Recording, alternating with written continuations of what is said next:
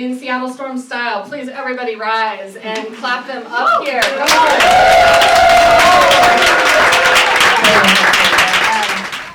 Not last month, but the month before, we had our AR, VR folks here giving a nice speech. And this lovely thing here means that we're recording in VR tonight. Not live, but it will be sent out digitized and will be available. So a little experimental stuff going on here. Super cool. So yeah, in case anybody was wondering, this is not the Death Star. I guess. So. Yeah, that's aggressive. What are we doing? 1, 2, 3. Put your finger in your. We'll do it at the end. That's all you. We're devising a plan here. We were. Excellent, excellent. Well, let's go ahead and start left to right here with Miss Sarah. Please introduce yourself. Well, thank you. Actually, I'm honored to be here, and really I want to give a shout out to every single one of you out there who is an entrepreneur, and the ones that are women entrepreneurs on top of it. Yay! Yeah. So, all right. Anyway, so my name is Sarah Daniels, and I am an entrepreneur. I'm currently CEO and founder of a company named Blue Canoe. That's an AI mobile app that helps non-native English speakers improve their pronunciation all over the world. And it is the 5th startup that I have either co-founded or been an early executive at. They've all been VC financed. They've all grown. The previous 4 have been successfully sold, and of course, the current one remains to be seen. Congratulations. Seriously. I'm Gillian Muessig. I'm the co-founder of both Moz and Outlines Venture Group right here in Seattle. We just recently launched the Masters Fund. It's named after Sibylla Masters, who is a real person. You should get online and find out who Sibylla Masters was. Awesome. Will do. What's up, everybody? Alisha Valavanis. I am the CEO and GM of the Seattle Storm. We also have a sports management agency that I am the CEO of as well. Not the founder, but excited to tell you about our ownership group through the course of tonight. So that's what's up. Excellent, excellent. Well, we have, for the first time, again, there's lots of first times tonight here, actually solicited questions from our audience in advance. And they kind of grouped in under a couple of different themes. So I thought we'd kind of kick off with that and then see where the conversation goes from there. Cool. So I'd love to start with you, Gillian, because a lot of the questions were about first-time people who were looking to start their companies for the first time. You have founded a lot of solo companies, and you've both co-founded companies, one with a family member as well. So I'd love to start with the kind of how you came to that decision of deciding whether it was going to be a solo project, whether you were going to have a co-founder, and how you decided who that co-founder was going to be. You'll be quite disappointed. Generally, I find that people fall in rear end backwards to that sort of thing. So that is exactly what happened. I raised 3 children under my desk. The youngest will tell you the color of the blanket he slept on under the desk, because he remembers. So I'm talking literally. And in that, of course, I was a solo founder. I was literally unemployed, glorified unemployed. I was a consultant. Right? And as the children grew, so did the company, and I had a small consultancy. Again, falling into it quietly, it's messy when you do it. You have no idea what you've done until you have done it. I was in 1994. I became part of MarketLink International. It was a small group of people who sought me out as a co-founder. It did not succeed, but we started about a few weeks after the web went live, and we were very full of ourselves. We pasted business cards in full color on that fresh new web, right? I became the grande dame of internet marketing because I was there 4 seconds before the next guy. It was wild, it was woolly, it was silly, and so on. But from that comes a groundswell of learnings. So in that one, I was sought out. I did not begin it. And invested some money. We didn't make it. It was called MarketLink International. We were the first international commerce center on the World Wide Web. We began with these silly little business cards and so on, but by the time we were done, we had real-time translation between international traders, and I was smitten because we do not kill those with whom we trade, and I thought this thing, this web, is our next best hope to world peace. Really, if we can communicate, we will not fear each other so much. And it still gets me up in the morning and puts me down at night. So it had a huge impact on me, and I think on the other founders as well, even though it was not a financial success.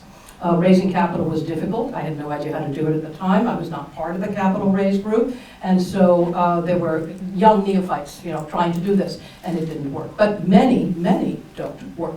So from there, I continued my consultancy. And when my eldest son was ready to hop into this as well, he said he wanted to join the company, and I was very surprised. I had no idea he had an interest. And we continued to do services. We moved from services to software, and with that, it became a scalable corporation. That had to be a mindful move. So as we think about, whether it's mindful or you fall into it, or you're in the right place at the right time and so on, I think perhaps the wisdom is just knowing that these opportunities exist, making sure that you open the door when they get there. And you're quite right, I've done a number, some with co-founders and some without. Excellent, thank you. So we love talking about culture, in part because it's a hot topic these days, in large part because many have gotten it wrong, have gone back to the drawing board and hit the reboot and restart button again. Kind of in that vein of culture, I'd love to direct this at you, Alisha, because Sure. You've actually been credited with creating quite both a diverse and an inclusive culture in your organization. And I'd love to hear your thoughts. I'm sure we'd all love to hear your thoughts on how you accomplish that and how you continue to keep on accomplishing that. I love talking team and talking culture, so thanks for the question. I think, as you think about culture and we read about it, it's really hard to kind of come up with what are the tangible things that actually are living and breathing that impact whether or not an organization can function at the highest level. And then at the end of the day, really, it's just distilled down to, are the humans that are working together, working at a really high level, respecting each other, trusting each other, and in it together. And so I find it fascinating to have the opportunity not only to talk to companies all over Seattle and all over the country around culture, some of their challenges, when they are actually achieving the highest level of success, and then also, stepping onto the basketball court with our team. And I have the unique opportunity to be the general manager as well. So we're constantly talking about team dynamic and culture and chemistry and all the buzzwords everybody talks about, but at the end of the day, it's like Tuesday, something's going on at work, somebody's impacted you, maybe you guys see something one way, or you have, your scope is to deliver and someone else's scope is to deliver something else and you guys are not on the same page. And how do you actually get in there together? How do you work together as a team? How does a company that talks about culture being number one actually show up every single day? Not just in the handbook, not just on day one, but actually show up every day. And that is for me the number one thing that fires me up about the work, because it's actually the X factor in winning a championship and delivering, a product for our fans and running a new business. We run a startup effectively with our sports management agency. So culture for me is really about getting to know the people on your team and then actually doing the work, putting in the time so that the team gets to know one another, and then not making any compromises to that culture, which is the hardest part, because you'll have talented people that don't fit your culture. But you have to know exactly what it is so you can hire against it, and you also have to be strong enough and willing to let people go that don't fit. Because it may be the strongest person on the court or the strongest person in the company from a talent standpoint, but if they hurt your culture, they're not worth it. And then I love, I'll just close on this part because I can talk team culture all day, but the truth is, how do you take care of it? A lot of people go into a company, whether it's a small startup or whether it's a big time, Fortune 500, thousands of employees, come in and believe culture's happening to them. And then it's really easy to dismiss it. It's really easy to find yourself in a negative space. It's really easy to not do something every single day to impact the culture that you want and the culture that the company ideally wants. So I love the check-in of what are you doing every single day, wherever you are in an organization, because the truth is leaders lead from wherever they are. You don't have to have a leadership title to lead. Leaders can lead, and truly, team players are going to win, and winners kick it with winners. I mean, I'll just say that about culture. People that are negative, people that want to bring people down, complain, to me, that's you're over there, it's not going to work, it doesn't matter how talented you are. Winners lift up people, winners take it with winners, and are positive. So I think positivity and just kind of doing what's right by your teammates is number one with culture. That was beautifully said. Thank you very Thanks. much. Believe it. And I love that you kind of led in with the hiring, because that actually takes me to you, Ms. Sarah. You just recently closed an additional 2.5 million in funding. I know, right? That deserves a clap. Having done many startups myself, and been part of that fundraising committee, usually drafting the pitch decks, that is no small feat. So kudos for that. But on the heels of that, typically comes a plan for growth. It usually involves hiring. It usually involves, marketing, gearing up for those kinds of things. So that 2.5 million, what's it earmarked for, and where do you see yourself taking it? What are the challenges?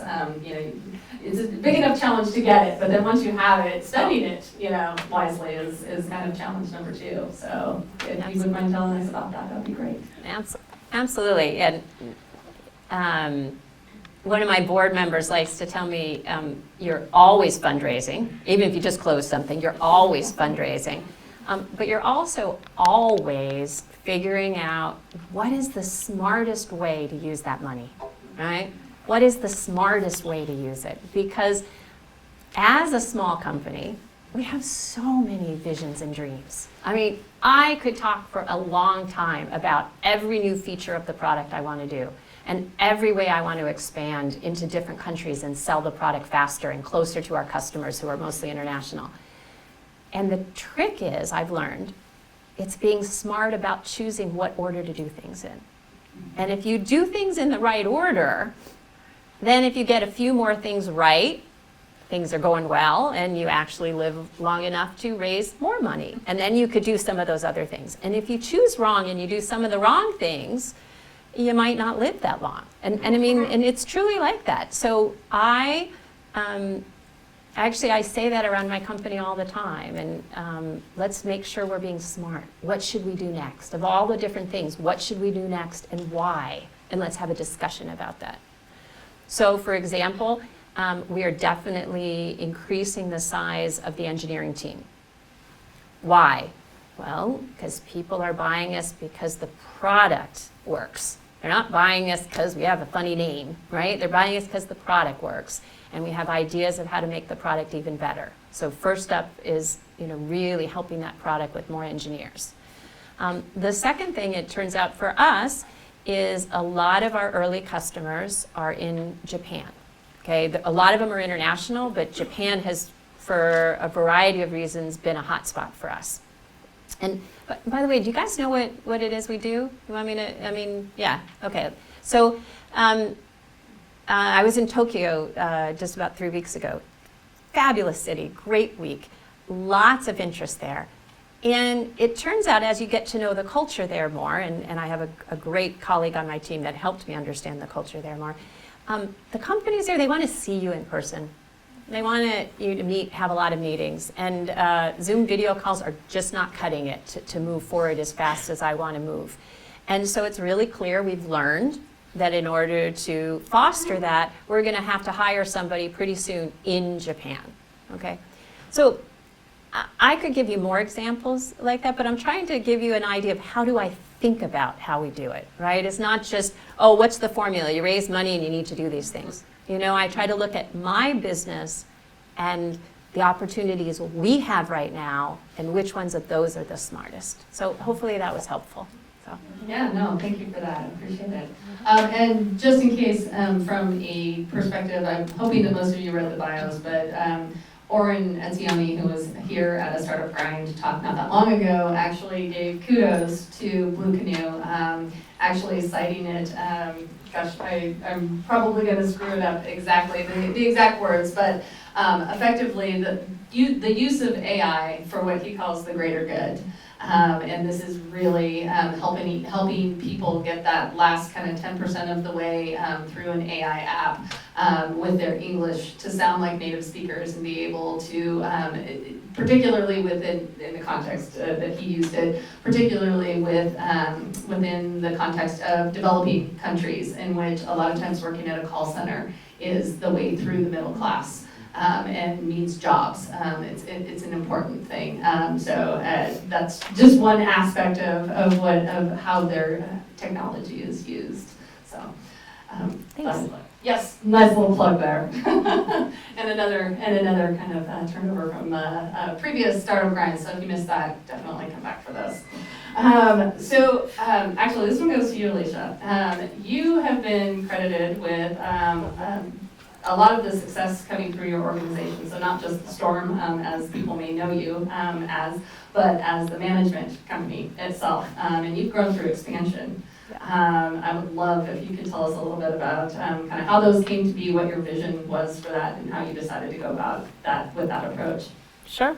At the end of the day, it is a kick-ass team that is with the Seattle Storm and our sports management agency. So actually everyone in our business knows we're looking for new revenue opportunities. We're trying to grow. We want to be the best in the WNBA, but we actually, beyond that, want to show that independent franchises can be very, very successful in women's sports.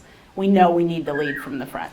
Yeah, we know it needs to be Seattle. So we're taking on that challenge, and with that have an incredible ownership group. These women are just like, let's go, let's test it. If we fail, let's keep moving. And really what has developed from that is a sports management agency. And without getting too detailed on kind of the financial model of the WNBA, it just is not enough yet to run a very successful business where we're able to do what we want to do in the community, where we're able to give back, and where we're trying to grow the game. So we have diversified our revenue opportunities by working with other clients. And really where there was a ton of market share is with other professional sports or collegiate sports that needed the resources and the business model that we have in place, but didn't have the manpower to do that necessarily. So the Pac-12 tournament was the first one, the women's Pac-12 basketball tournament. We started running that at Key Arena. That kind of put our kind of opportunity out there to see if we could do it, if we could run a WNBA property and also run additional events and tournaments. And from there, this last year we ran the Seattle Reign revenue line. So we were running sales and service for the Seattle Reign, which was a really cool chance for us to work with another pro team, a women's team that needed the additional support. So it worked for us, it worked for them. And then I actually met the owner of the rugby team, and we launched a men's rugby team. Do you guys know the Seawolves? No. All right, well, they won the championship. They're badass. So we have a Major League Rugby team in Seattle, the Seawolves. They were first in the league. And they won the championship last year. Well, we came in and we introduced them to some communications resources. And really, for me, it's kind of diversifying what it is we're doing so that it's not all on my sales team. So from a rugby standpoint, we were really working comm. From a Reign standpoint, really working ticket sales. And really for us, it's just what clients make the most sense from a mission base, who needs the support, and kind of how can we take a seasonal, the WNBA is 6 months. How can we make our business model work 12 months of the year and really hopefully have impact in the community with the other properties we're supporting. Excellent. Thank you for that. No, yeah, of course. And for those of you who think that might not be applicable to a tech startup, it most absolutely is. Diversification of revenue streams, growth through expansion where it makes sense. Those are all concepts that you can take back with you for sure. So again, thanks for sharing. Yeah, for sure. Sarah, I'm actually going to kick it back over to you here because your career has gone kind of in and out of startup land to a certain extent. You've worked for companies that you didn't co-found as well. and you changed industries, or pivoted, I would say, several times as well. So we've got a lot of folks in the audience who are working at larger enterprise companies and are looking to make that leap into the startup world. And I feel like you're probably best poised to talk about that, since you've kind of done that very fluidly, and maybe talk about the fear factor as well and how you manage those transitions. Great question. Actually, the first time I was in a startup, it's kind of how you described it. I just fell into it. Right. It wasn't on purpose. And in fact, I was in business school, and I had two friends who were getting MD PhDs. Yes, that's correct, MD PhDs. And they were coming up with all of these ideas for starting a medical informatics company. And because I was getting my MBA, they thought that I would be really smart about telling them which one of them was a good idea or not. And so we met a lot over pizza, and I thought the pizza was really good. And I didn't really know, right? I mean, I was in school. I didn't know, but I talked with them, and the ideas I thought were bad, I told them, and the ideas I was interested in and I thought might work, I said so. Anyway, sooner we started doing a project, and I got some school credit for it. And let's just say that by the time I graduated, I literally left my commencement ceremony and was on a plane to London for a sales meeting for this company, right? I fell into it. I never said I was going to start a company. It's just we started doing it, and we bootstrapped it at first, and it was working. And I had a vision, and I was working with people I liked, right? And the vision of that very first company was we knew how, we thought, and we kind of did, but not exactly. But we thought that we could improve how clinical trial data was collected and help pharmaceutical companies do clinical trials faster, right? If it was a bad drug, kick it out. If it was a good drug, get it to market faster. And that was a vision that was just easy to get behind. And so it was just fun to talk about it all the time. And so I started talking about it all the time. Anyway, 7 years later and 3 rounds of VC later, we ended up selling a pretty successful company to a much larger company, and I was hooked, right? Startups were fun. And I really never had the fear factor. I just was in it first. And, in the first couple of years, did I eat a lot of mac and cheese? Yeah. Did a lot of my business school classmates have very large signing bonuses? Yeah. But I was having a lot of fun, right? And so I just kept doing it. And one of the cool things about this world that we live in right now, especially the West Coast, but more and more other parts of the United States, is it's okay to fail, right? It's okay. Like somebody says, oh, wow, you must have learned something. That was a pretty expensive lesson you just learned. Great, I'm going to hire you because I bet you won't make that same mistake twice, right? And actually, when I hire people, I think that way, right? If somebody said they were at a startup that failed, I go, tell me about that. What'd you learn, right? And sure shooting, they're usually pretty darn smart about what they learned, right? So those are some of the things I think about. I mean, when I hire people, as a CEO, what's one of the things I'm most afraid of? It's that I'm going to lose my investors' money. I'm still afraid of that, right? That gets me up in the morning to work even harder than I would have otherwise.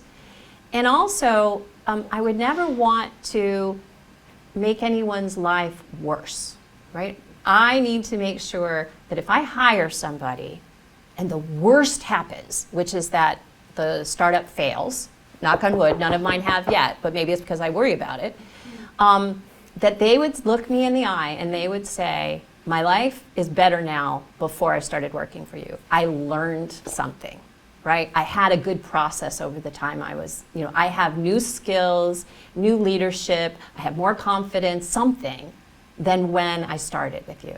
And as long as I am super confident that I'm doing my best to give my employees that, and I'm super confident that I'm not misleading any investors, but I'm doing my best, then I'm not afraid. And I've never been afraid for myself, because I know I could always wake up tomorrow and get a different job. Mm-hmm. And I encourage you guys to think about the same. And if you have an idea and a vision, whether it was yours or somebody else's, doesn't matter. But if you're part of a vision and you don't mind talking about it all day long, like you're excited to tell the next person about it, that's a good sign, right? Like you want to talk about it, you want to do it. Go for it. What do you have to lose? Go for it. Good advice there, for sure, for sure. Most of the times it does start with that conversation and over food. That's been my experience. Oh yeah, food is good. The feeling doesn't go away. Gillian, that mic ended up in the right place. So this next question is for you. You have both founded, I'm only slightly exaggerating, a bajillion companies. And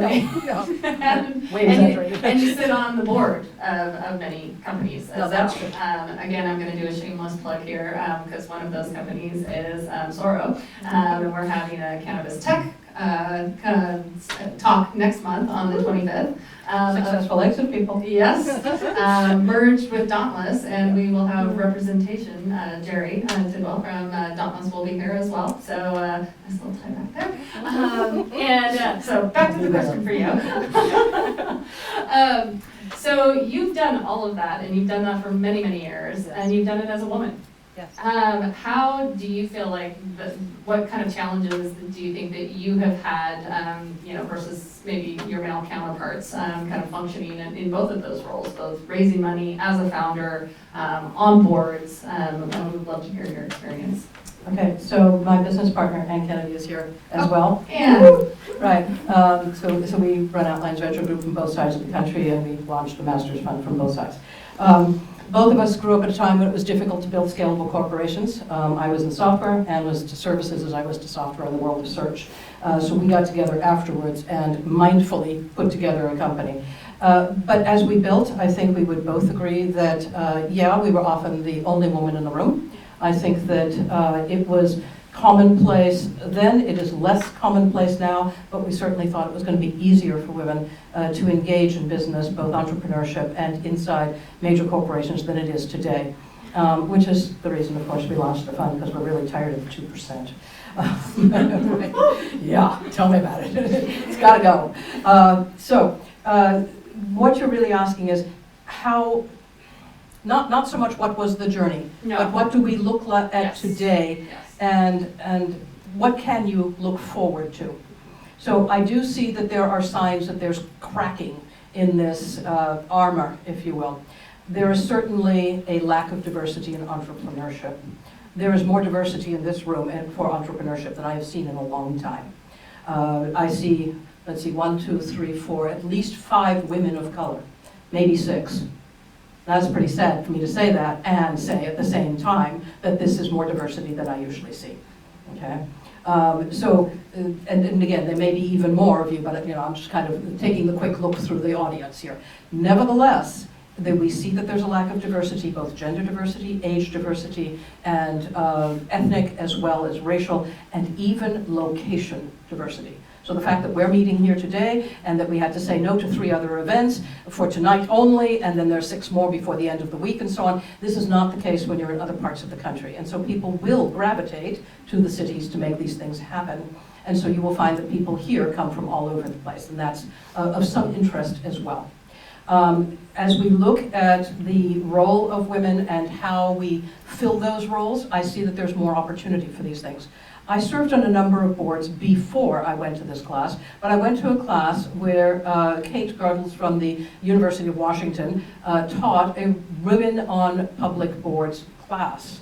Women take courses, men simply get the seats. Right? The Athena group, their entire goal is to put more women on public boards. And again, women pay them for the privilege of being promoted to get there. Men simply take the seats. This continues to happen, so it's not good, but at least there are resources that are beginning to push this agenda forward. When I talk about these kinds of things around boards, I think it's important to note that California did make this regulation change, in which there will be 1 and then 2 and then 3. We've talked about that right here in this room on other panels about whether this will change things. But interestingly, I talked about women on boards and the California ruling, which is, by the way behind everybody else. All of Germany has done this already. Many other countries have done this already, and so on. So we're, again, picking up the tail end, right? But at least one state has done it. And when I talked about this on a panel to U.S. trusts advisors, it was a sea of white males in their middle age, a few older as well. And they were talking about the impact of women on the boards. What will this mean? And what we're really talking about, what does this mean to men? Right? Because the boards were filled with men. And I said, you know, it is a peculiarly, if you will, socialist construct for the most capitalist minds on the planet to consider that you might not expand the size of the pie. What about just adding a seat instead of replacing a seat? And their eyes got wide and their mouths opened, and they had not thought of it. It was shocking, right? But truly, we have to consider about the expansion of the pie. Anne and I were constructing a deck, just as you were constructing decks, because we're raising capital for the Masters Fund. We were working on it today, and we were talking about exactly that. It is not about taking the $88.6 billion invested in the men, and I think it was 2016 or 17 already, these are old numbers, right, and dividing it in half. That's not the object of the game. The object of the game is that the money must come from more sets of hands, different sets of hands, and go into different sets of hands, right? Expand the size of the pie. So we're looking for more female investors. We're looking for more investors of color of all genders. We're looking for more locations for these investors, and so on. People who had not considered it before, right? In order to be an investor at the VC level or even at the angel level, you not only have to be financially qualified, but you have to have an interest in it and the risk tolerance. Most people who are financially qualified never even think about venture capital as an investment process. It's not just not part of their portfolio. And that's okay. We just need to open that sector. So again, we're expanding the size of the pie. As women move through space, I think it is important not to think about replacing. Not that someone must be harmed, that the other half of the population might benefit, but rather that we expand the size of the pie. Woo! Yeah!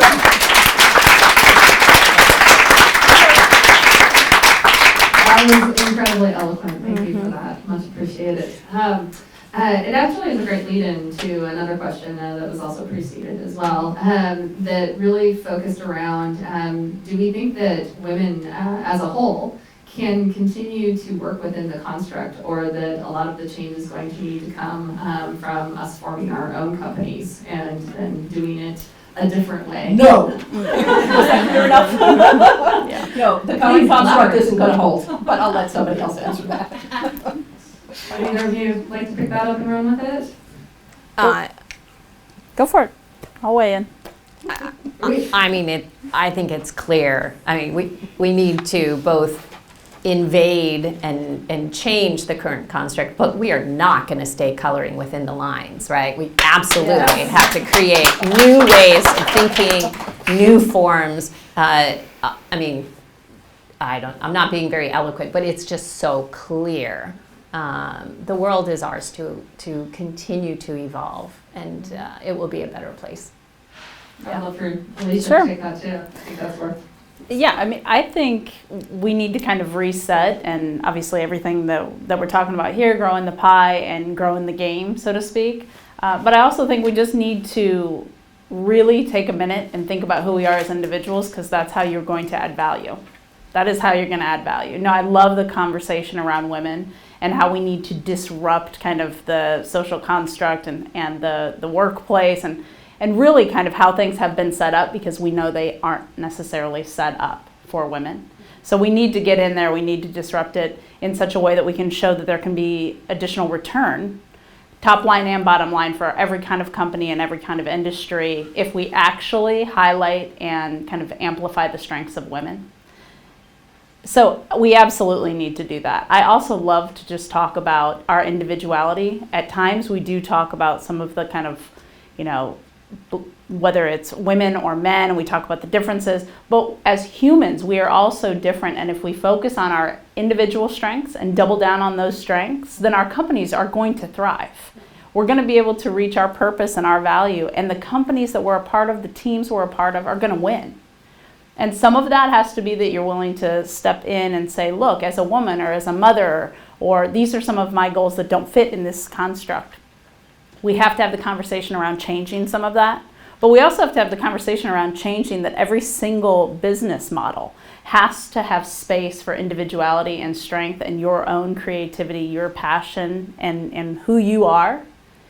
We have to also think about how we can create a construct that amplifies that and supports that, because we will win if each of you in the room get to focus on what you're passionate about, put your talent, put your time, put your energy behind all of that, and then focus on a team or a startup or a concept that actually allows you to shine and allows you to be who you are.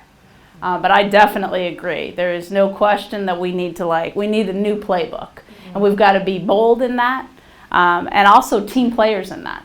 Because sometimes the guys just don't know that, oh wait, so it's going to be a larger pie, or it's evolving, it's changing. So there has to be, I think, a balance of kind of that education with also, but this is how we need to get it done, and confidence around that. So. Yeah. I would say that change is not comfortable for anybody. Change is really, really good for everybody else. Right. Right. So as we change ourselves as well as those around us, I think you will find that it is not an easy road, it's bumpy, but it's well worth walking through. Certainly we began as humanoids and so on. The leader was the one that could keep the enemies of the pack away from the pack and that sort of thing. These things have to change over time. We deal with vestigial information in our own limbic brains about who does or doesn't do this or that. We've been talking about binary gender for so long. Mm-hmm. Gender is a continuum, let's get over it, those kinds of things. Mm-hmm. These are difficult for many, many people on the planet. Don't expect it will be an easy road, but it is a road worth taking. Absolutely, absolutely. I appreciate all of those responses. I think it each added a different element, and I hope you guys got a lot out of that, taking notes, yeah? Excellent. So I wanted to kind of make this a little more personal now. If we're all, and I'm including myself in this, well into our professional careers, to put it nicely.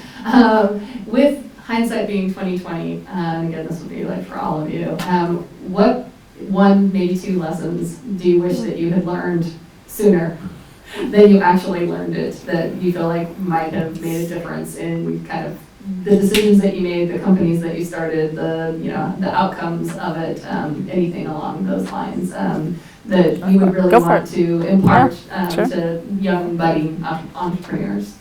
You want to start? No. Okay. I'll give you both time to think about it. I got this one. It's about the co-founder. It's about that first question you asked. If you're raising equity, you're going to need a co-founder.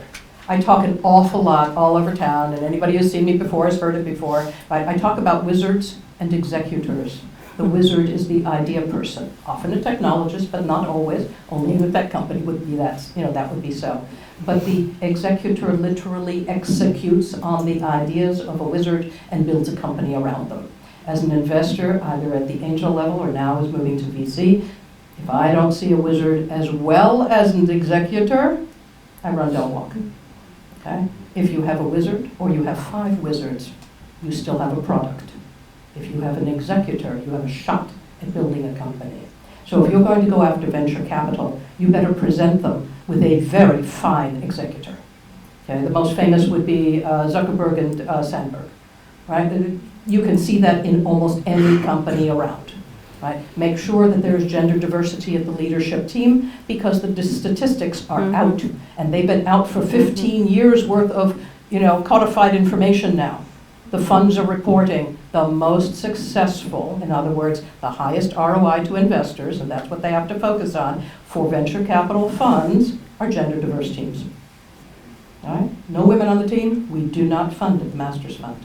We require there's at least one dominant female founder. And if you think it's going to stop at one, think again. The only reason we stop at one only is because of the dearth of female founders available on the planet. Right? This is changing really fast. Now, in the public sector, the numbers are also in. And it was, first round capital, you probably know this report, right? It's in 2015, 16.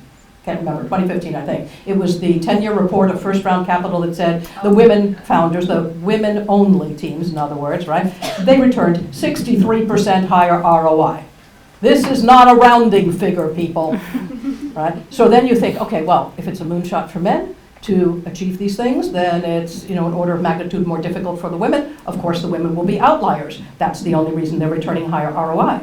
But then all the usual suspects, Forbes and Fortune and whatnot, and so on, have reported as well. In the public sector, the average of a company, a return on investment from a company that has at least 30% females in the leadership team and or on the board will return 35% higher ROI. Okay? These are massive differences. They are not rounding figures. So consider that if you're going to raise equity, you want a gender diverse team. You absolutely want to have a wizard and an executor. And if you're building a, if you will, lifestyle company, which can be extremely valuable, by the way, often you can make much more money yourself as an individual founder with a kind of a Main Street business, if you will, not necessarily, hardware or something rather than software, but something where you control the whole thing and you don't have to sell to get capital from it. You can still make a great deal. In that case, you can run the whole thing if that's what you choose, but you have to have really good executive skills. I wish I had known this way earlier. I wish a lot of the founders I worked for had known that as well. As somebody who builds out back office functions, it's amazing how the focus is purely on product and in large part market share, and the thought process that goes behind the building of the company itself is often an afterthought, and kind of leads us back to that culture question. You can sell a product, that's fine, but you make a few mil, it's fine. It's not life-changing. Yeah. You want to build a scalable corporation, both. Excellent. All right. I think that we got so much out of that. We need to hear from both other panelists, I believe, on that count for sure. All right. I'll take it a different direction in terms of kind of a look back. I think one thing I try to still check in with, but I wish I was doing it even earlier in my kind of journey, is just really where am I spending my time? At the end of the day, our most valuable assets are time and our energy. I mean, it's far greater than any money you'll ever spend. Like, your actual time is everything. And so much of our lives is spent away from the people we love. We're working, we're grinding, we're like kicking ass, hustling, trying to do something, have purpose, give back in this journey. So that time away from the others that you love, the time and energy you're putting out into the world, just check in and make sure it's in alignment with what you value, what you really, really value. And I don't think it's easy, your entire journey to do that, to make sure that every minute you're spending is in alignment with exactly what you value the very most. But it should be the path you're on. You're finding a way that you can align those two things, that you can make sure that when you wake up in the morning, your time and your energy is going towards something you really deeply believe in and value. And obviously you guys are all in this room because you're trying to do something. You're trying to do something really special. And this is a group I'm not used to having the chance to talk to. So it's very, very cool to just imagine what's happening in your worlds and what you're trying to do. I hope all with a common thread to make this world a better place, a more equitable, fair place. Because we can do that in business and drive sports for good, business for good. We can actually all take our time and our energy to do something really positive.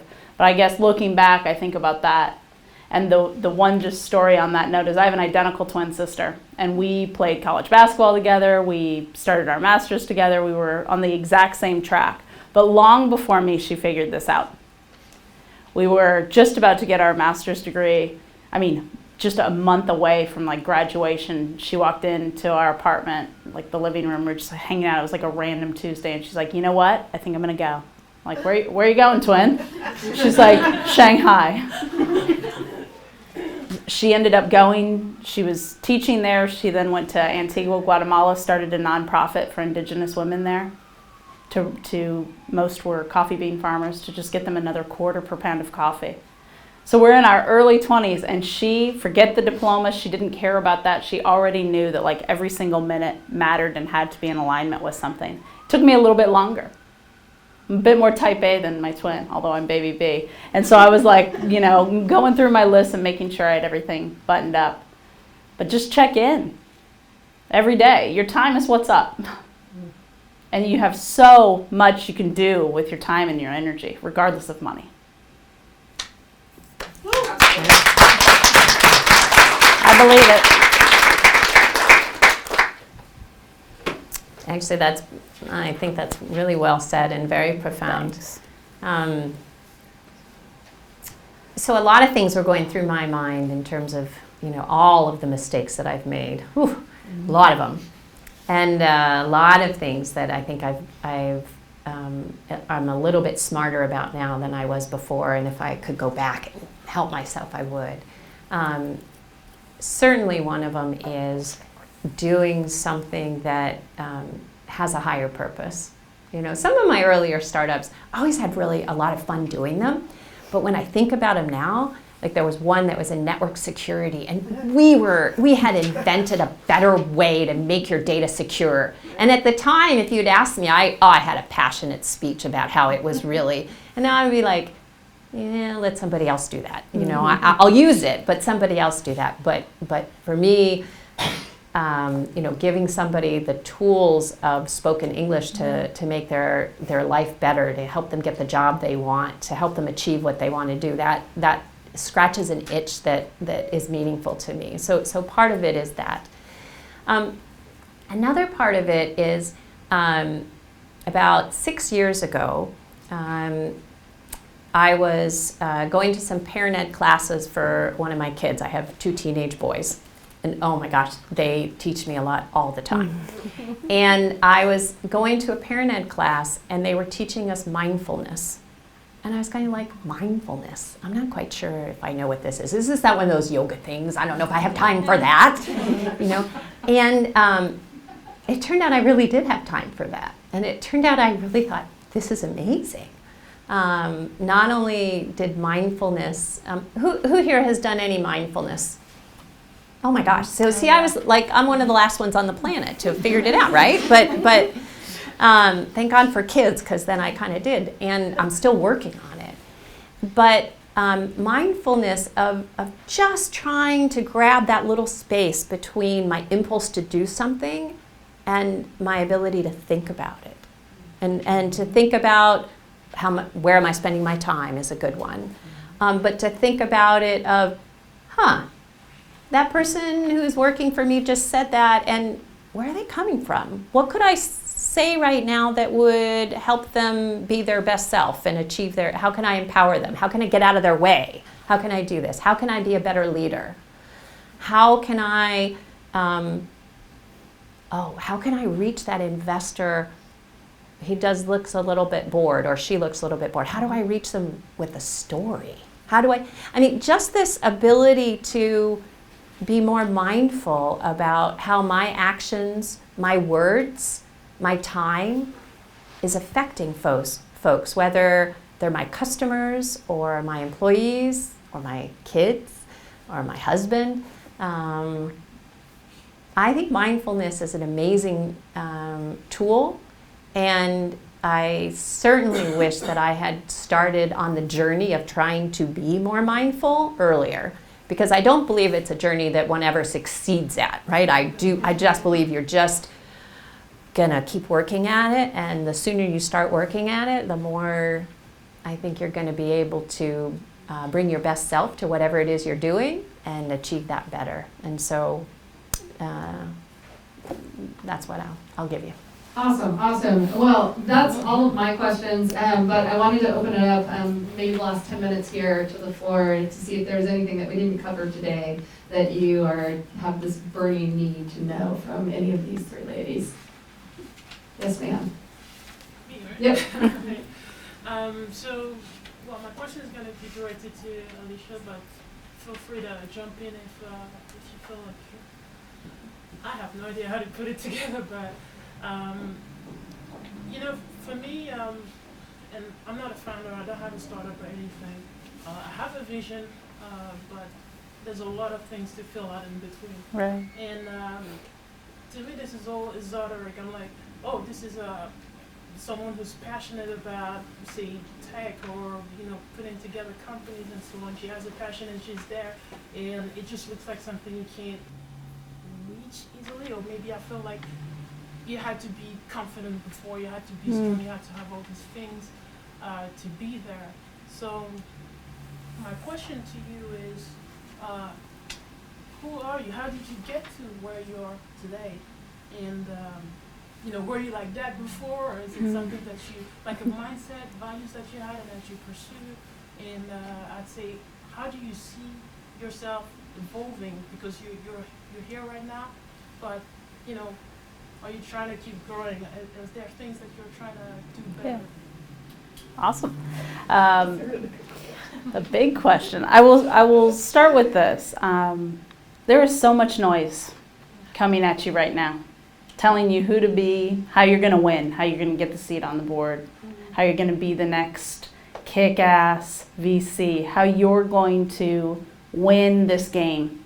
It's everywhere. It's all over your phone, every single day, all day. How to look, how to be, how to act to get there. And it's not right. It's just being who you are. That is always going to be your competitive advantage. Right now, even if you don't have the product yet, you don't have the service yet, you're not exactly where you know you're going to go. You're winning if you are checking in with who you are, who you want to be, and you're doubling down on your strengths. That's what's going to make you the best team player. That's what's going to make you somebody that adds value to a team before you can start your own. And it gets so noisy out there. I think it's hard for all of us. It's hard for me. I'm constantly, thinking about, people have an opinion on every single thing that has to do with professional sports. Everything. But the truth is, I have to just have confidence that the team around me is the right team, and that we're doing the work, and that I'm focusing on what I can add. And that I'm confident and strong enough to pass the ball when it's somebody else's strength. I have the opportunity to lead the organization, but there are tons of leaders within it and strengths all around me. And I guess I would just say, without answering really the full question here, but just this part. Your competitive advantage is you. You're different, you're unique. That is your competitive advantage. That is what is going to make you win in the end. And it's going to be what adds value to any team you're a part of. And I think that is this amazing thing if you really, really focus on it and think about it, because you don't need anybody else. You just need your vision, and you need to focus on really what you want to do to have impact and value in this journey. And then I do think we need to create context and create a space where there is room for you to be confident in that. And that's why we have to do a good job, and we have to do a better job of quieting some of the noise out there or challenging it. We need diversity in every way possible to grow and to be better. So when I think about what's next for me or where I'm going on this journey, I just hope I continue to have a really cool space that I'm passionate about, working with kick-ass people that I want to be working with, and hopefully using the platform for good. If we can do that with professional sports, it's a win. And I hope along the way, I continue to have that opportunity. But focus on you. I guarantee you'll win. Going back to experience, if you will, there was no sense of confidence Everybody here is an imposter, and you're mostly an imposter at 4 o'clock in the morning, as my business partner says. There are no good thoughts at 4 o'clock in the morning. And when your 4 o'clock in the morning thoughts come around during the middle of the day, that's when you really feel like the imposter. What I found was useful, and may be useful to others at this stage, is to think not that I'm doing this for me. I'm going to assume that the idea that you have will better other people's lives. Either the product will, the company will, the culture will, whatever it is you're about to build, somebody's going to be improved by it. That becomes your baby. You do it for this. You do it because you're doing it for others. And that's the concept of servant leadership. Right? Servant leadership is also about serving those with whom you work and the customers beyond and so on and so forth. Right? But it starts even with the idea.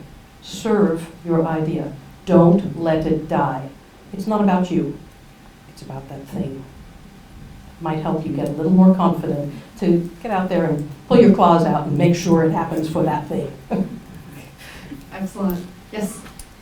So as you were starting your own business, how did you rally the courage to go for it?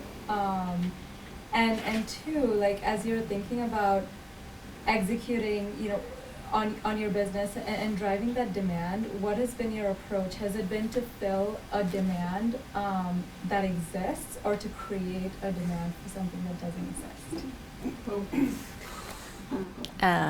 Who wants to? It's all you, girl. It's all you. All right. Well, those are good questions. So you kind of asked two things, how did I get the courage to do it? And I'll repeat what I said. I never really felt like it was one big courage thing. I fell into it, and it was just fun. And in that process, I just learned that it didn't matter if you scraped your knees. You put a Band-Aid on it, and you weren't hurt by it. And I literally always told myself, even when I was in my very first company, and I didn't have a salary, and we hadn't raised VC money, and I always said, well, you know what, if I ever stop thinking I could do it, or if I ever get hungry enough, or whatever, I'll just say I quit, and then I'll tidy up my resume, and I'll go get a job.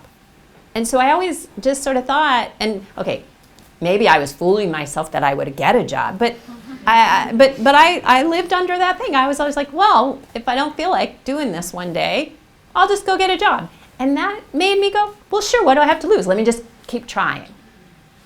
And so that's the courage part. It's also the voice of privilege. Right? And we all have that privilege, and I have no illusions about it. Right? The people who can become entrepreneurs are people who have capital, support, education, and the ability for future employment. Right? None of us feel this way. If you have mouths to feed and there are wolves at the door and there's no other way. Right? These people have entrepreneurship of necessity. We had the leisure of entrepreneurship of opportunity. The entrepreneurship of necessity is what you fall into when you have children to feed and there's nobody else to do it, and you've got to do something and nobody's going to hire you. So you figure out how you're going to make money. Right? So I want to be clear that we're mindful of that, and we should be grateful for that status. I mean, essentially everyone in here has it. We are well beyond food, clothing, and shelter. We're spending our Tuesday afternoon doing this. Right? So that's extraordinary. The people who don't do this are cleaning the streets now. So knowing that, decide again, entrepreneurship of necessity or opportunity. If the opportunity is interesting enough, big enough, and you can see your way clear to finding, if you will, that backfall. You could get another job. You do have a certain amount of capital to carry you through. You have colleagues, spouses, parents, friends, who knows what, siblings, who will take you through, right? Then you're okay. But I would be mindful about it, right? Jumping in without knowing where your financial cushion is not just scary, it's foolhardy. And it would not say that you're a good CEO. Right? Be the CEO of your own life first. Once you have that figured out, then know how far you can go before you have to say, okay, I gave it my best shot, now I have to go back. I'm not going to go so far into debt that I can't dig myself out with reasonability. All right, and referring then to what you talked about with time, though, I would also say, though, you're correct. Time is what's up. Even if you live on the street, you can make That was more Raj. money. Go to the Right, what's that up was part. pretty good. Yeah, the what's up part. That was actually, like, That was they cool. should have responded differently. You They just said said that. genius. No, that you drop what's up was what was up. So anyway, brilliant wordsmithing, right? But even if you live on the street, you can make more money. But time is finite. And as we move toward the end of our years, not the beginning, I notice that forever is much shorter than before. So how I spend my time becomes ever more important. Right? Yeah, for sure. You're going to have 1 or 2 shots at this entrepreneurship. Right? Other things might wait, but if this is a moment of opportunity and this is the time to build it, either do it or get out of the way and somebody else will. But you will think about it forever. What is the emotional price of having walked past that door? Right? The opportunities are always there.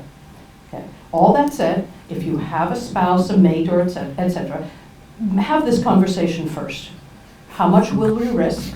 Will we get a second mortgage on the house? Will we go down to 1 car? Will the children not go to go to private schools but public schools? Whatever it is that's going to have to pull tighter, have that conversation so you know, okay, at that line, we draw it. Right? That way, you have a colleague to go with you. And if you're on your own, you have more flexibilities. All right, we got time for maybe one last question here. Anybody else in the audience here? Maybe on the topic of like finding people to join you. So like I finally found a co-founder and it's awesome and it's like, I couldn't have imagined a better person, but we randomly met. And I've been searching for so long and now we're at the point of like, okay, now we're trying to find board members. Eventually we're going to where did you randomly meet? At a meetup. Right. And we That's just not had a good random. conversation. I'm just saying. You didn't meet at a park walking a dog in the, come on. I go to It's so not many random. meetups. You went to so many meetups and it finally happened. Finally So give someone. yourself the Yeah, good grace for you. and the Good for you. Okay. Yes. You did what you had to do, and that's kind of how you'll find other things. Building a board instantly upon finding a co-founder might not be the right thing to do. Maybe, no, it's your turn. Right. Build a board. Right. I'm just saying. She's we got her fired up. I mean, I've done it too, but you don't. She might want to dress whether she really needs it. By the way, congratulations on finding your co-founder. Yeah. Yay. That's huge, right? And also congratulations yourself for putting yourself out there until it happened, right? And again, it didn't happen. You didn't find it sitting on your couch. You went out there and you talked to people until you found somebody that you wanted to share a vision with, and that's what it's about. Mm-hmm.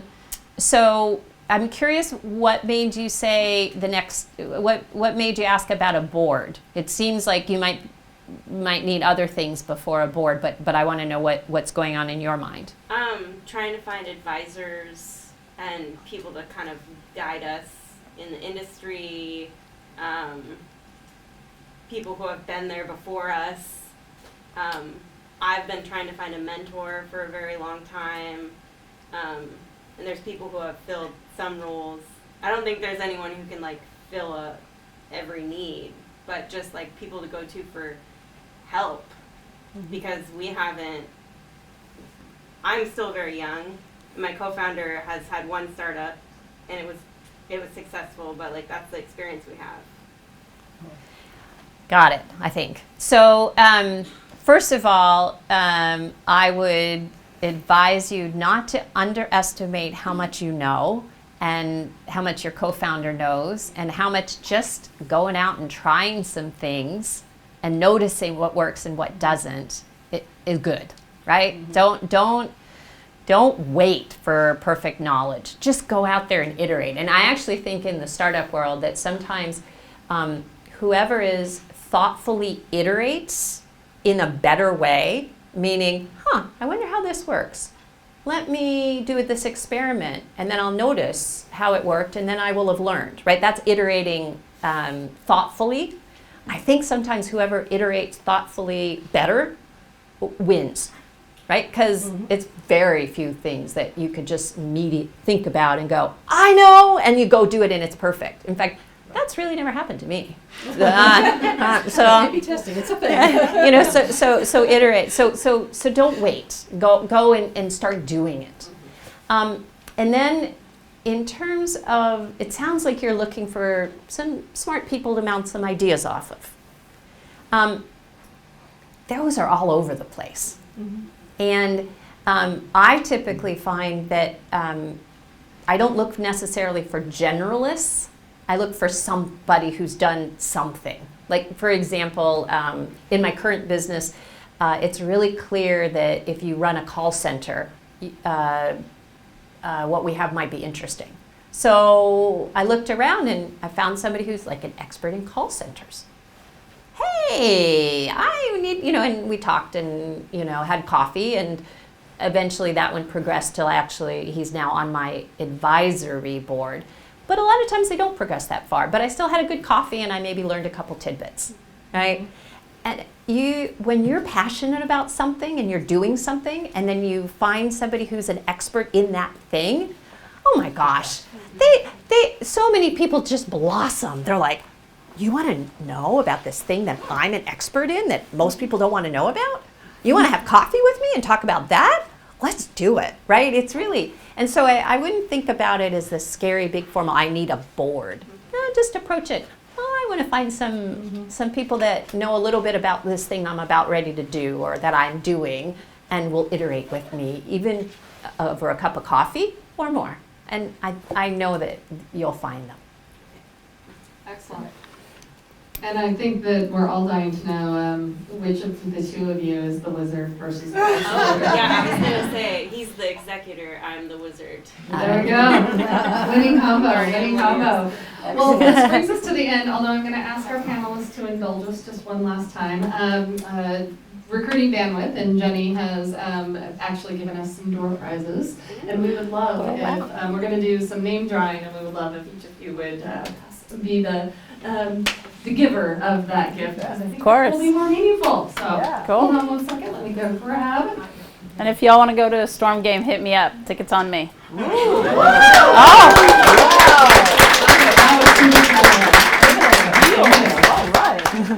right.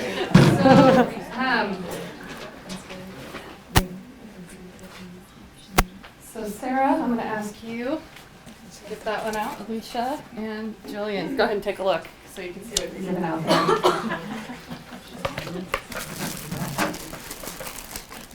Oh, very cool. Who's the lucky winner? Well, you get to pick the lucky winner. Lisa Stewart. Miss Lisa Stewart.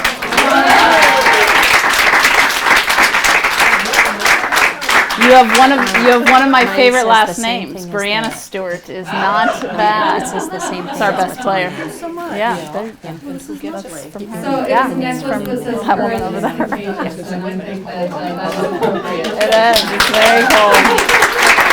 Congrats. All right, Miss Gillian, you get to pick the winner of yours. There you are.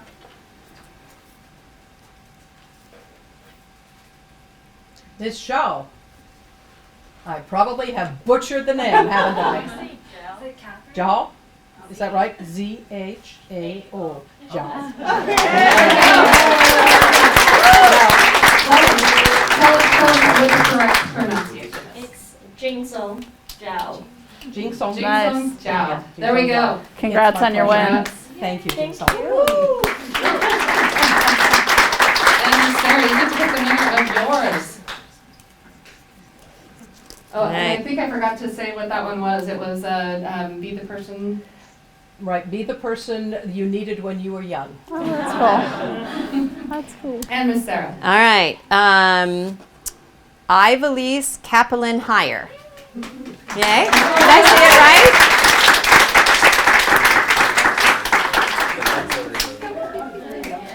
And receive your gift. Great. And this one, it says on it, we are what we believe we are, which I think is awesome. So congratulations.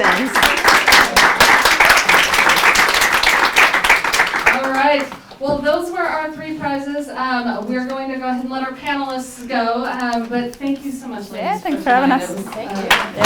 Thank you to the audience. Thank you. Thank you. See y'all. See you at the game.